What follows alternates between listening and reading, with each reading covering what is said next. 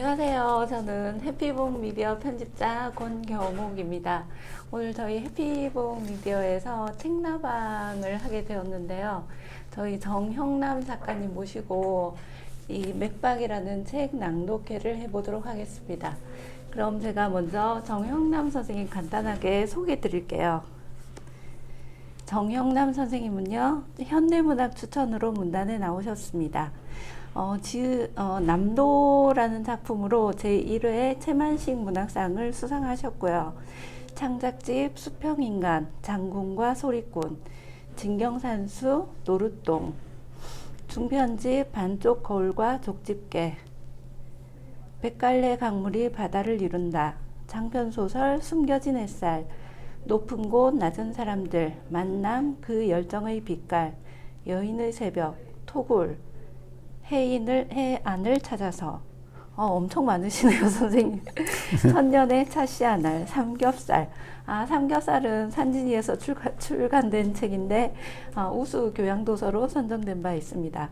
그리고 감고 떨어질 때, 꽃이 피니 열매 맺혔어라, 피에 젖은 노을 등을 세상에 내놓으셨습니다.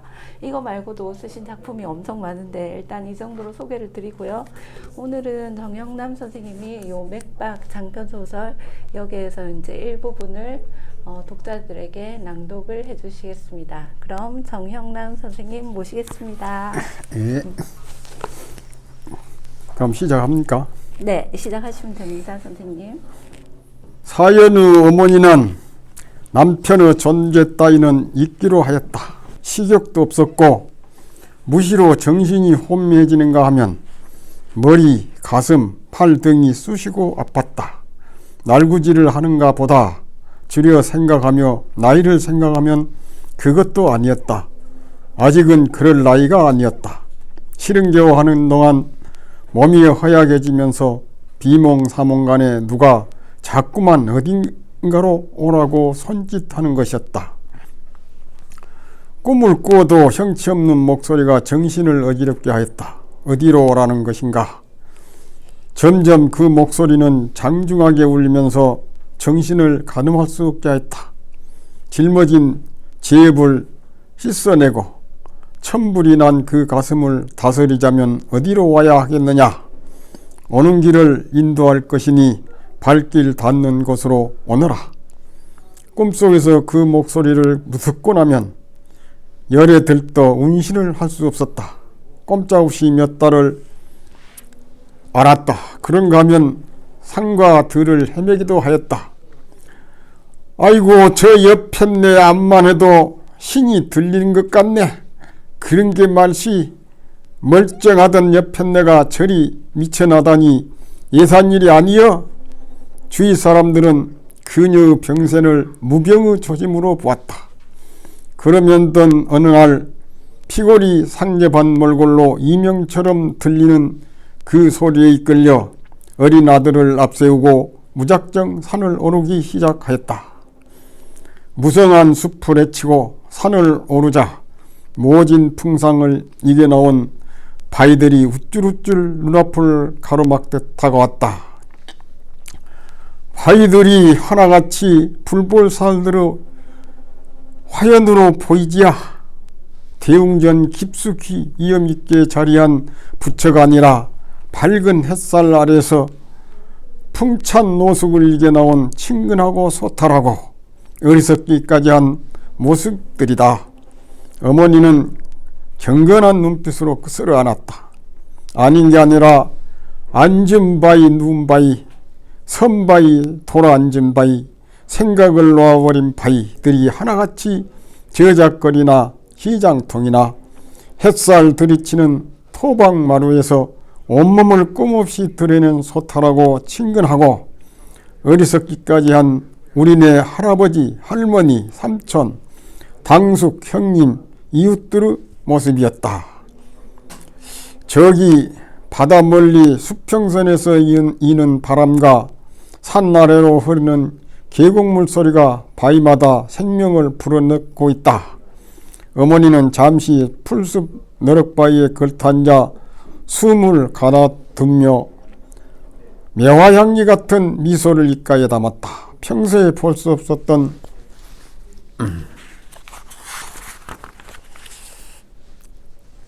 알 수 없는 미소였다. 어머니는 이윽고 표하는 사자후처럼 입을 벌리고 있는 커다란 바위동굴 앞에 발길을 멈췄다. 미륵화신이 따로 없구나. 두 손을 모두 합장을 하였다. 어머니의 말이 아니어도 바위동굴은 거대한 신전이었다. 먼 수평선을 바라보며 금방이라도 사자후를 토할 것 같은 입상. 사회는 으스스 한기를 느끼며 심한 갈증을 느꼈다. 엄니요, 바위굴에서 석간수가 솟네요. 역시 산스님이 인도해 준 것이라 신성하구나. 석간수가 샘솟는 이곳이야말로 미지의 열린 세계로 들어가는 통로다. 이 동굴을 통하여 지하의 강을 더듬어 내려가면 저 먼 수평산에 이를 것이고 거기서 더 나아가면 미지의 세계에 도달할 것이다. 이제 그 미지의 세계로 나가야 한다. 사회는 어머니의 말을 도무지 이해할 수 없었다. 석간수의 목을 축이고 나서 어머니의 뒤를 따라 동굴 안으로 들어갔다. 겉보기와는 달리 드넓은 동굴 안은 말없는 침묵을 들이고 있었다. 어머니는 누가 시킬 것도 없이 목욕 재개를 한 다음 미리 준비해온 초와 향을 꺼내어 동굴 안쪽 깊숙한 곳에 마치 제단처럼 놓인 바위 위에 촛불을 켜고 향을 피워 올린 다음 경건한 마음가짐으로 두 손을 모두고 기도를 드렸다. 사회는 처연한 그 자태에서 서늘한 기운을 느꼈다. 순결하고 아름답기보다 마치 저 아득한 곳으로 떠나는 홀령처럼 보였기 때문이었다. 어머니가 가고자 하는 곳은 어디매인가? 어린 사회는 더욱 더럭 겁이 나면서 무섭증이 들었다. 왜 그런 눈으로 바라보고 있냐? 이곳에서 얼마나 오래 머물지 모르겠다만 잠시 우리가 숨쉬고 살아야 하는 곳이다. 영험하던 하신 산신님이 이곳으로 인도하신 이상 산신님의 하명이 있기까지 내 집으로 생각해야 한다. 기도를 마친 어머니는 애잔한 눈길로 사인을 얼으며 한쪽 구석에 낙엽을 푹신하게 깔아 잠잘 곳을 마련해 주었다. 가을살은 한풍으로 물들었다. 바위 틈에 비비틀린 모습으로 하늘을 이고 서 있는 소나무가 푸른 기상을 나툴 뿐 온갖 나무잎들이 붓게 물들었다. 다람쥐가 붓게 물든 나무 사이를 오르내렸고 상공이 지척에서 푸드득 날아올랐으며 산비둘기 멧돼들이 계곡 건너 저쪽 산등성이와 이쪽 바위등성이를 순례하듯 날아다녔다. 이따금 노르랄 놈이 후닥닥 놀라 겁먹은 눈망울로 달아나기도 하였고 산토끼가 쫑긋한 길을 세우며 펄짝거렸다. 친숙해지면서 붓게 물든 가을산에서 다람쥐며 노루를 쫓아다니는 즐거움에 흠뻑 젖었다. 하루 종일 산을 쏘다녀도 실증이 나지 않았다. 배가 고프거나 목이 마르면 홍시가 된 산감을 따먹고 밤 도토리, 오미자를 줍고 더덕, 잔대, 칡따위를 켰다. 배고프면 묵을 것이 지천인께 간식거리라 생각하고 허기진 배를 채우거라. 어머니는 주먹밥을 안겨주며 사연을 바위 동굴 밖으로 내보냈다. 치성을 드리는데 방해가 될까 봐 그렇겠지만 사연은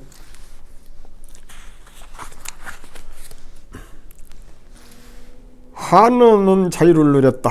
어머니는 낮이고 밤이고 바위굴에 들어박혀 치성을 드렸다. 사연은 어린 나이에도 어머니의 그 모습이 처량하게 보였다.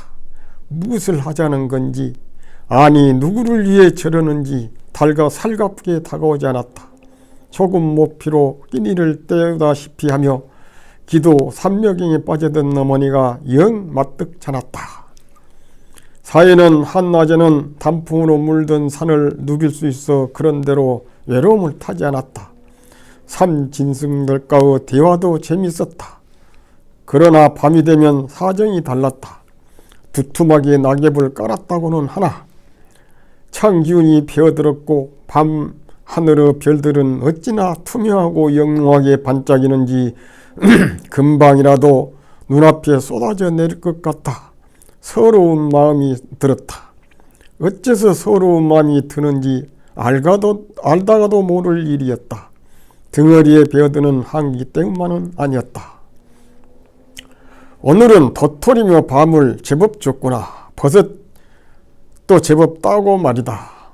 이런 버섯은 독버섯인께 그리 알고 기도에서 놓여나 잠 못 들고 뒤척이는 사연을 짠한 눈으로 내려다보는 어머니의 눈길도 마음에 들지 않았다. 산속에 버려진 나이처럼 울멍한 심사가 차올랐다. 깊은 밤 발제 아래서 들려오는 계곡물 소리는 마음을 더욱 울적하게 했다. 낮에는 계곡물 웅덩이에서 가지와 피리를 잡고 폭포수처럼 떨어지는 커다란 차디찬 물을 받아 마시며 진저를 치기도 했다. 그런데 어둠을 타고 울려오는 계곡물 소리는 외로움을 실어왔다. 즐거움이라면 어쩌다 한 번씩 산에서 채취한 상황버섯이라든가 연기버섯, 밤, 잔대, 산도라지, 더덕, 그 밖의 약초 따위를 싸들고 20여리가 넘는 5일장에 가는 것이 날이었다. 보퉁이를 머리에 이고 가는 어머니의 뒤를 따라 갔노라면 20여리가 넘는 길이 멀기만 하였는데 시끌벅적한 장마당을 생각하면 그렇게 숨차지가 않았다. 배고픔도 잊었다. 무엇보다도 여러 부류 사람들을 만날 수 있어 사람의 훈기를 제대로 맡아볼 수 있었다.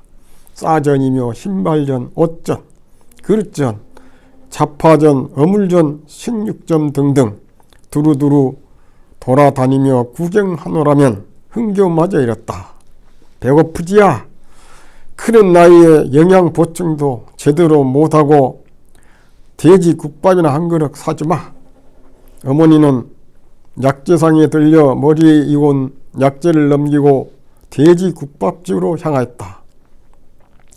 돼지 국밥집을 들어서기도 전에 입안에 군침이 괴이고 뱃속에서는 쪼르륵 소리를 내며 아우성을 쳤다.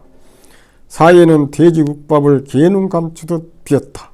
눈앞이 번연하게 일렸다.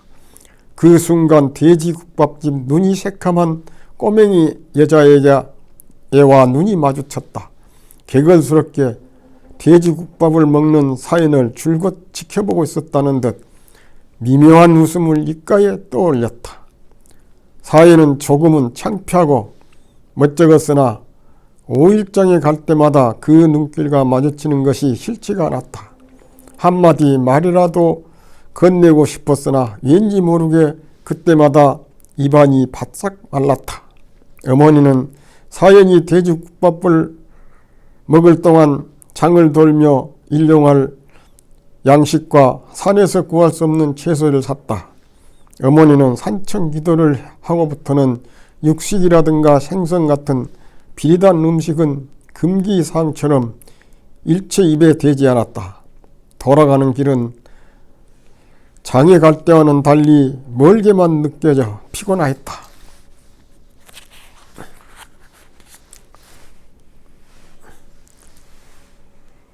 배부른 탓도 있었지만 돼지국밥집 여자의 눈망울이 뒤통수에 와 닿는 듯하여 자꾸만 뒤를 돌아보았다.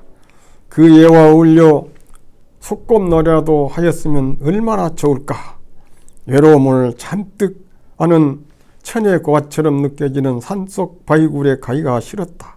사람 사는 곳에서 사람의 체온을 맡으며 살고 싶었다. 걸음이 왜 그리 굼뜨냐. 해찰 부리지 말고 싸게 걷거라. 저무는 해를 생각해야지. 산토끼랄 놈도 너를 기다리느라 눈이 빨개졌겠다. 어머니는 걸음을 재촉하였다. 산토끼 말하자 사이는 걸음을 달리하였다. 보름 전 산을 배회하다가 우연찮게 갓 새끼를 낳은 산토끼를 발견하였다. 산토끼는 새끼 때문인지 달아날 생각을 하지 않았다. 지극한 모성의 본능에 사연은 가슴이 애잔하였다. 그 주위에 나뭇가지와 칡넝쿨을 얽으며 집을 지어주었다. 그리고 틈만 나면 먹이를 구해 갖다 주었다. 어미와 새끼들은 도망가지 않고 가져다 주는 먹이를 잘 떠먹었다. 사연은 그 재미로 소일하였다. 산토끼들과의 대화, 말없는 교감은 신선한 꽃향기로 다가왔다. 더욱 마음을 즐겁게 한 것은 산토끼가 먹는 풀들을 사람도 먹는다는 것이었다. 풀만 먹고도 산토끼는 건강하였다. 육식과 비리단 생선을 멀리하는 어머니가 이해되기도 하였다. 산토끼와 대화를 나누는 동안 가을을 서로답게 보냈다. 첫눈이 내리고부터 산기운은 차갑게 옷깃을 파고들었다. 제일로 잠자리가 차가웠다. 아무리 두툼하게 낙엽을 깔아도 가슴을 파고드는 한기는 고슴도치처럼 몸을 웅크리게 했다. 어머니는 석간수로 목욕 제의를 하면서 추위에 단련되어야 한다고 짐짓 용기를 불어넣었으나 일상으로 콧물을 매달았다. 엄니요, 산토끼들이 사라졌어요. 어느 날 아침 먹이를 주려고 나갔더니 산토끼들이 잣을 감췄다. 어디로 갔을까? 주위를 살펴보니 땅굴 파고 탈출을 시도하였다. 그놈들도 월동을 한 모양이다. 인연이 닿으면 헤어지기 마련이란다. 어디서 한겨울 잘 지내겠지야. 어머니는 무심하게 한마디 하였다. 사이는 깊은 밤 추위가 온몸을 파고들 때마다 산토끼들이 염려되었다. 어느 곳에서 추위를 이겨나가는지, 산새들이며 산짐승들이 어떻게 겨울을 나는지 신기한 생각마저 들었다. 날개가 있고 두터운 털 가죽으로 몸을 보호한다지만 추운 겨울을 난다는 것은 고통스러울 것이다. 산속 겨울은 혹독하였다. 눈보라가 치고 눈이 발목까지 빠지고 진저리 치듯 산을 핥히는 매서운 바람은 두려움 그것이었다. 그런데도 어머니는 청승스러운 자태로 매일 아침 저녁으로 목욕개질하고 치성을 드렸다. 금방 추위에 사가질 듯 하면서도 꿋꿋하게 버텨나갔다. 와락 매달려 사람 사는 곳으로 내려가자고 울며 사정을 하고 싶었다. 그럴 때마다 20열이 5일 장터목 김이 무럭이는 돼지국밥집 눈망울이 새카만 여자애가 눈에 밝혔다. 춥지야. 물이라도 따뜻하게 끓여 마시거라. 춥다고 너무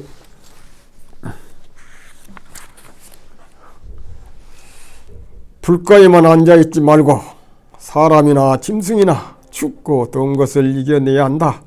그래야 인내심이 생기고 미래를 여밀 수 있다. 무산새들과 산짐승들을 봐라.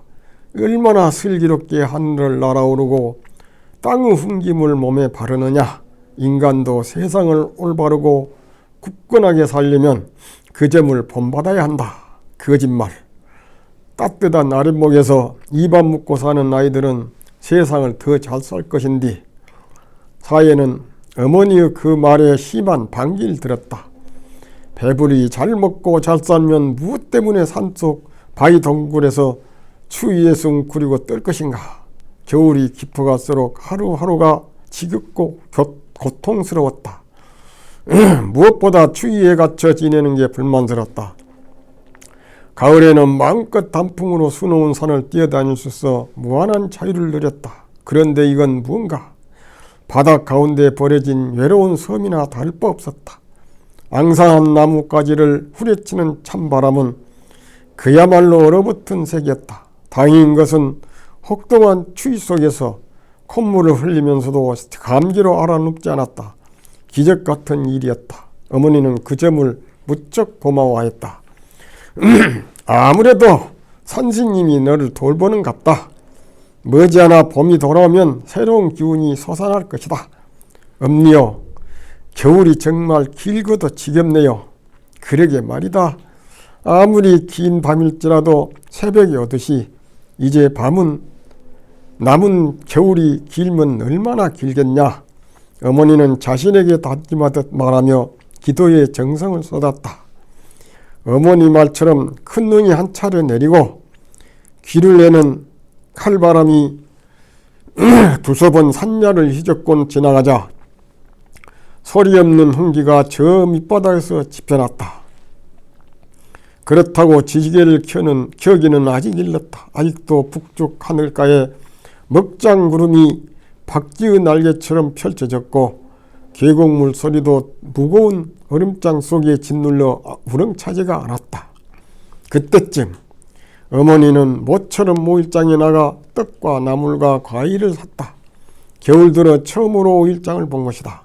사이는 어머니의 장거리보다는 김이 무르기는 돼지국밥이 더없이 맛있었고 눈망울이 새카만 여자의 해맑은 얼굴을 볼 수 있어 마음 즐거웠다. 정겹고 따분한 말 대신에 이거 하고 겨우내 내 눈 속에 묻어두었던 달리단 홍시를 건네줬다. 오일장에서 돌아온 어머니는 정성 들여 떡과 과일과 나물을 진설하고 산신님께 무사히 겨울을 나게 한 데에 감사의 기도를 드렸다. 니도 한 살 더 묵었음께 차려놓은 음식을 달게 먹거라. 어머니의 그 말은 새봄을 알리는 소리였다. 둥근 정월 대보름달이 두둥실 떠올라 온 산하를 싸늘하게 비질하다가 이지러지고 이어서 선역 산봉우리 위에 신랄 같은 초승달이 떠오를 즈음 영등할미가 한바탕 소란을 떨며 올라가자 봄기운이 찾아들기 시작하였다. 제일로 먼저 땅기운이 몸을 알렸다. 얼었던 산비탈이 풀리고 쌓였던 음지의 눈들이 녹아내렸으며 숨죽이고 있던 계곡물이 우렁찼다. 가장 연약하면서도 강인한 풀들이 움섰고 꽃망울 아래에서 상꽁이 외장을 쳤다. 사이는 어머니가 가르쳐준 대로 고사리며 산나무를 뜯어 말렸다. 추위에 움츠리고 지냈던 육신을 가슴 활짝 열고서 산을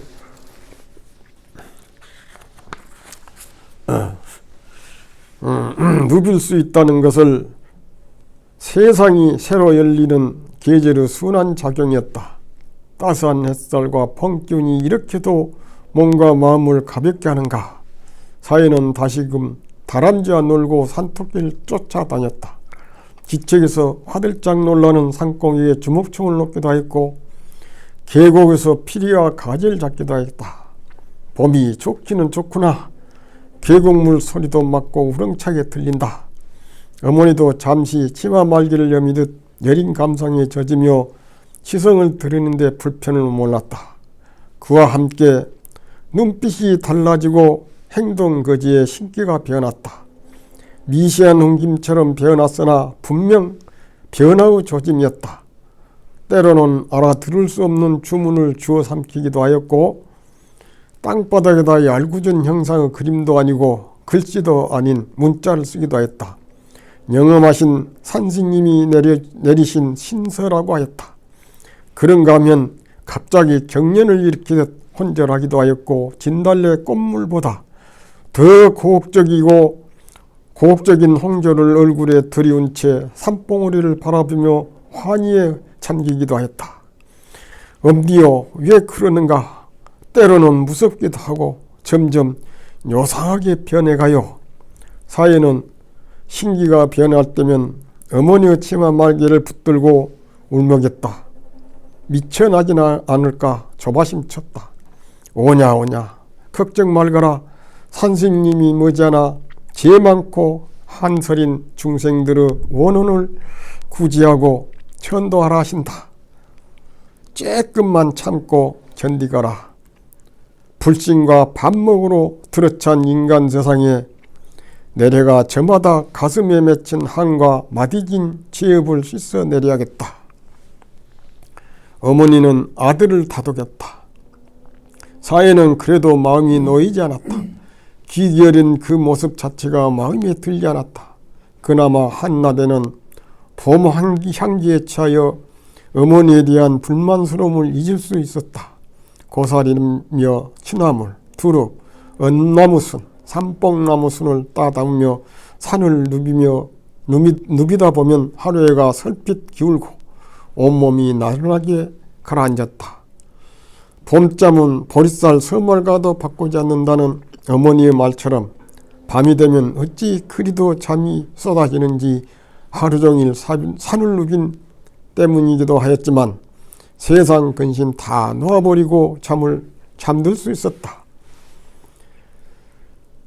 문제는 새벽녘에 딱 잠긴 눈을 반쯤 뜨노라면 선녀처럼 고운 자태로 치성을 드리는 어머니의 모습이 보이고 예사롭지 않은 어머니의 행동거지가 일렁이는 촛불 아래 불안과 두려움의 그림자로 다가왔다. 그럴 때면 까닭없이 비애로운 마음이 들면서 어머니로부터 멀리 달아나고 싶었다. 그래서일까? 아침해가 바위덩굴 속에 비쳐들면 바위덩굴을 뛰쳐나갔다. 산비둘기떼들이 저 건너 산 계곡으로 날아가는 모습을 눈으로 쫓느라면 날개를 달고 하늘을 훨훨 날고 싶었다. 봄기운을 몸에 바르면서부터 공상에 잠길 때가 많았다.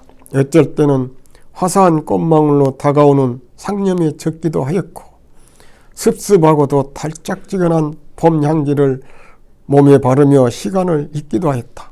그런가 하면 봄비 같은 생각에 젖었고 아지랑 위에서 춤을 추는 나비의 날개짓 속에 묻혀 돼지 국밥짓 눈 새카만 어린애의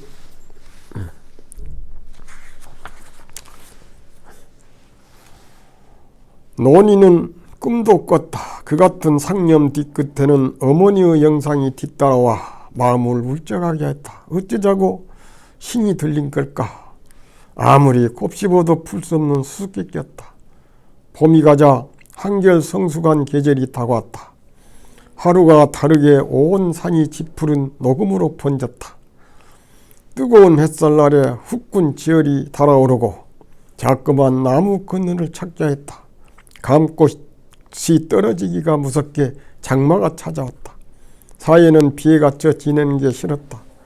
때로는 더럽 짜증이 났다. 습기 머금은 바위 덩굴이 칙칙하게 짓눌렀고 무방비 상태로 떨어지는 빗방울이 서러운 감정을 불러일으켰다.